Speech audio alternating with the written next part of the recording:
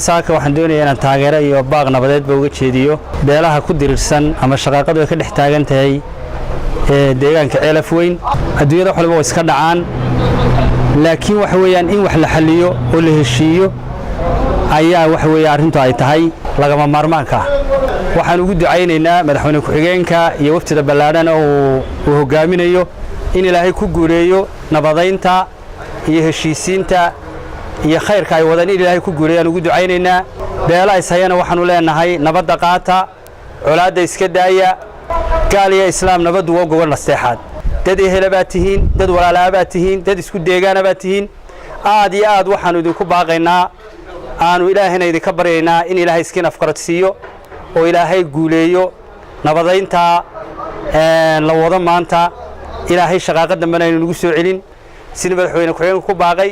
taasaan ku taageersanahay aad iyo aad baanu arintaa u soo dhaweynaynaa Allahumma alif bayna qulubihim wa aslih daata baynihim baanu leenahay waxa weeyaan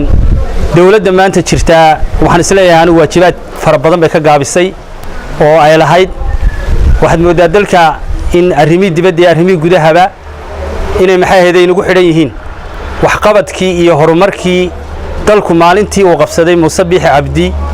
waxa dalku ku fakarayay wax qabad iyo horumar iyo itiraaf ku fakarayay laakiin maanta waxaad moodaa in ay maxay ahayd walwal badan jiro oo aanay muuqan horumarkii aanu muuqan waxyaabihii guushii ay dawladdii hore dhalisay guulo far badan bay gaadhay dawladdii hore waxa kamid ah heshiiska Soomaaliya la gashay waxa kamid ah heshiiska hawada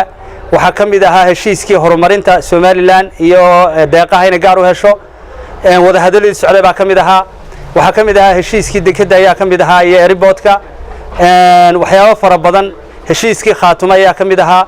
guul fara badan bay dawladdii maxay ahayd siinay ay soo hoysay oo horumarka iyo maxay ahayd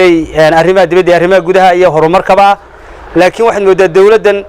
inaan guul maanta iyo farxad iyo bushaar ayna jirin baad moodaa waxaad moodaa inay kala duwan yihiin labada dawladood ee isku xigay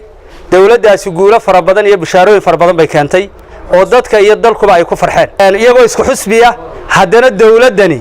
waxa weeyaan guul darrooyin fara badan baa dhacay xilligii waxa la waayay hawadii heshiiska hawada meesha ka baxay waxa meesha ka baxay maxay ahayd dekedii iyo wax qabadkii socday baa meesha ka baxay waxaad moodaa inay waajibaadkii saarnaa dawladdan ay ka gaabisay iyana waxa jirta waxa weeyaan doorashadii dhacday inay xaraf badan ka tagtay oo midnimadii dalka iyo kalsoonidii maxay ahayd dadka ay labaduba maxay ahayd ay meesha ka maqan yihiin moral xumo fara badan inay jirta baad moodaa waa aragtaano imika shirbeelada iyo maxay ahayd dhacaya inkastoo wax balaayay ka soo bixin oo xogaa cabatinuun ay ahaayeen laakiin haddana waxa weeye arintaas waxay maxay ahayd ka turjumaysaa moral xumada iyo kalsooni darrada ummadda dhexdeeda ku jirta aad iyo aad waxaan ku dhaliilaynaa inayna waajibaadkii saarnaa ayna gudanin waxaanu leenahay anagoo mucaarada haddana waxa weeye qiiro muwaadinimo inaanu ka hadalno